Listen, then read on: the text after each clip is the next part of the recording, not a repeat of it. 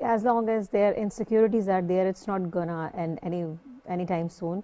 आप देखेंगे third time हुआ क्या था, they got insecure. First time Benazir, मोहतरमा बेनज़ीर शहीद के पहले दौर में जो है वो चौथी सरबराही कॉन्फ्रेंस सार्क की जो है उसका एजाज़ जो था इस्लामाबाद को मिला था, और उसके बाद 12वीं बार मिला था। लेकिन 19वीं बार 2016 में उनसे बर्दाश्त नहीं हुआ जनाब जी, बिल्कुल उनसे बर्दाश्त नहीं हुआ कि तीसरी बार भी जो है वो 19वीं टर्म सार्क की जो है वो पाकिस्तान सिक्योर कर ले, उसको क्रेडिट जाए, इस्लामाबाद को क्रेडिट जाए, तो उन्होंने वॉकआउट कर दिया। हसीना वाजिद के बाद से ये बात रोज़े रोशन की तरह आया है कि बांग्लादेश ने नहीं, हसीना वाजिद ने बेसिकली गठजोड़ किया था भारत के साथ। यही मैं कहने वाली थी कि बेसिकली उसके पीछे पूरा बांग्लादेश नहीं था। अगर पूरा बांग्लादेश होता तो आज माशाल्लाह जो पाकिस्तान बांग्लादेश जिस तरफ जा रहे हैं उस तरफ पहले चले जाते। अगर हसीना वाजिद को पहले ही डेथ सेंटेंस पहले ही मिल जाता तो अल्लाह का शुक्र है कि वो हसीना वाजिद और इंडिया अब अकेला है और पूरा खित्ता जो है वो मतलब एक वन साइड पर है, बिल्कुल मतलब बांग्लादेश भी पाकिस्तान के साथ है, पाकिस्तान बांग्लादेश के साथ है। और ना सिर्फ डिप्लोमेटिक ग्राउंड्स पे बल्कि सार्क के हवाले से भी, सार्क बनी क्यों थी जनाब 1985 से अब तक, उसका मकसद क्या था कि तमाम जनूबी एशिया के जो तमाम एशियाई ममालिक हैं उनको जी इलाकाई ताउन था, पोलिटिकल स्टेबिलिटी थी। और अब देखें कि इंतशार की फिजा जो है, आप नेपाल में देख लें, बांग्लादेश में देखें, श्रीलंका में देख लें, आप जितने भी एशिया के ममालिक में ये जो एक सियासी इंतशार है ये ना हो अगर सार्क मिलकर बैठ कर काम करे। तो भारत नहीं चाहता कि ये इंतशार की फिजा जो है वो ख़त्म हो जाए, वो चाहता है जनाब के बरकरार रहे।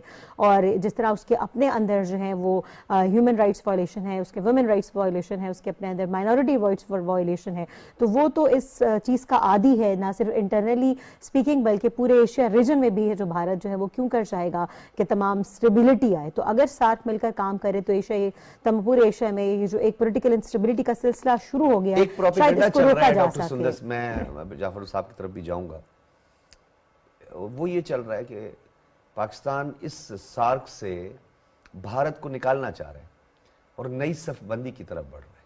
आप ये बताएं हमारी हिकमत अमली क्या होनी चाहिए जब ऐसा मुल्क जो कि इस पूरे फोरम को ही सबूटाज कर दे, उसमें अपनी डर्टी पॉलिटिक्स को जो है वो इन्वॉल्व कर दे, तो फिर तो लेना चाहिए इनिशिएटिव और पाकिस्तान का लीडिंग रोल है इसमें। जब ब्रिक्स इस बारे में सोच सकता है तो सार्क क्यों नहीं सोच सकता?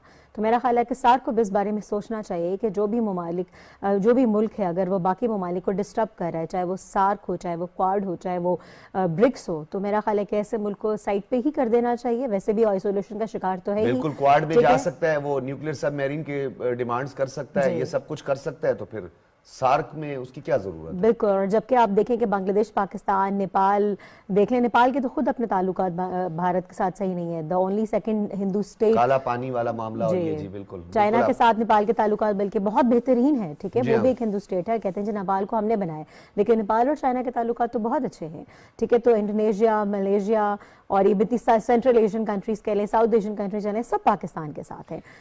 जी बयानात हमारी चूँकि एक लीडरशिप है, हमारा एक सिस्टम है, तो हमारी पूरी मुनहसर कौम हमारी जानिब से एक बयान दिया जा रहा है। अफगानिस्तान में तो कोई एक लीडरशिप ही नहीं है, कोई एक इंसान मतलब in terms of interim government है ना, जिनको खुद अपने लोग नहीं मान पा रहे हैं, ठीक है, उनके अपने अंदर इंतजार है। वहाँ पे से तो कोई एक मतलब एक जवाब आने की हम उम्मीद भी नहीं रख सकते हैं कि इस तरह को कोई जवाब या कोई स्टेटमेंट वहाँ से काउंटर नैरेटिव भी वहाँ से आ सकता है, ठीक है। तो हम अगर नैरेटिव बिल्ड करते हैं तो हमें पता है वहाँ से कोई काउंटर करने वाला है ही नहीं। इंटर्म गवर्नमेंट के मुत्तकी साहब के भी प्रोग्राम में बात आ रही थी, वो तो इंडिया में बैठ के कह रहे हैं कि जरा हम तो पाकिस्तान से भी बेहतर ताल्लुकात इस्तवार करना चाहते हैं और भारत से भी करना चाहते हैं, हम तो पूरे खत्ते में करना चाहते हैं। लेकिन उन्हीं को बैकलैश का सामना करना पड़ा।